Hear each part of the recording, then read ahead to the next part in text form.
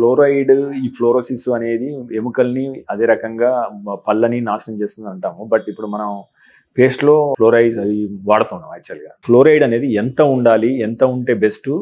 So యాక్చువల్గా పేస్ట్లో ఏమేమి ఉండాలి, ఎంత మోతాదు దాటితే అది ప్రమాదకరంగా మారుతుంది?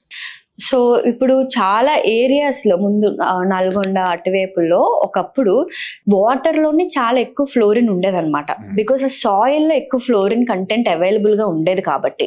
బట్ ఇప్పుడు అలా ఏం లేదండి. Because everything is like modernised and civilised and your filters are doing the perfect job. మీకు ఎంత మోతాదులో ఏవైతే మినరల్స్ కావాలో అదే ఇస్తుంది. కాబట్టి మనం తినే ఫుడ్లో కొంచెం ఫ్లోరిన్ ఉంటుంది, మనం తీసుకునే పాలల్లో ఫ్లోరిన్ ఉంటుంది, మనం తీసుకునే వాటర్లో ఫ్లోరిన్ ఉంటుంది.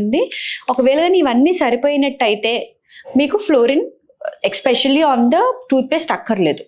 బట్ టూత్పేస్ట్లో ఎందుకు ఫ్లోరైడ్ సజెస్ట్ చేస్తామంటే కేరీస్ని ప్రివెంట్ చేయడానికి మాత్రమే సజెస్ట్ చేస్తున్నాం.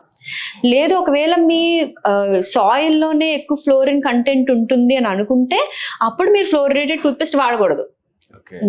ఎక్కువ ఫ్లోరిన్ ఉండడం వల్ల ఏమవుతుందంటే మీ ఎనామిల్ అనేది పోరస్ గా అయిపోయి డ్యామేజ్ అయిపోతుంది అనమాట, బ్రిటిల్ గా అయిపోతుంది, చాలా ఈజీగా ఇరిగిపోతుంది. Usually enamel is the most hardest part of the body. కానీ అంత ఎనామిల్ కూడా ఎప్పుడు బ్రిటిల్ అయిపోద్ది అంటే కంటిన్యూస్ ఫ్లోరైడ్ వాటర్ లో ఎక్కువ ఫ్లోరైడ్ కంటెంట్ ఉంటే అది చాలా బ్రిటిల్ అయిపోతుంది అనమాట. అండ్ మీరు ఆ ఫ్లోరైడ్ స్టెయిన్స్ కూడా బ్రౌనిష్ గా చూడగలుగుతారు. చాలా మంది ఫ్లోరైడ్ స్టెయిన్స్ ఉంటాయి అనమాట. సో అవి ట్రీట్ చేయడం కూడా కష్టమే. దాంట్లో మళ్ళీ మైల్డ్ గా ఉన్నాయనుకోండి ఫ్లోరైడ్ స్టెయిన్స్, అవి చిన్న చిన్న బ్లీచింగ్ ప్రొసీజర్స్ తోటో లేకపోతే ఏదైనా సిమెంట్స్ తోటో మనం క్లియర్ చేసేయచ్చు. లేదు చాలా లోపటి వరకు చొచ్చుకుపోయింది ఆ ఫ్లోరైడ్ అనేది ఉంటే మాత్రం దెన్ దట్స్ వేర్ మీరు వెనియర్స్ ఆర్ క్రౌన్స్ గానీ వెళ్లాల్సి వస్తుంది అనమాట. మీరు తీసుకునే అదే మందులు, అదే నాణ్యమైన మందులు, కానీ సగం ధరకే. అవును, మెడ్ ప్లస్ బ్రాండ్స్ పై 50 to 80% తగ్గింపు.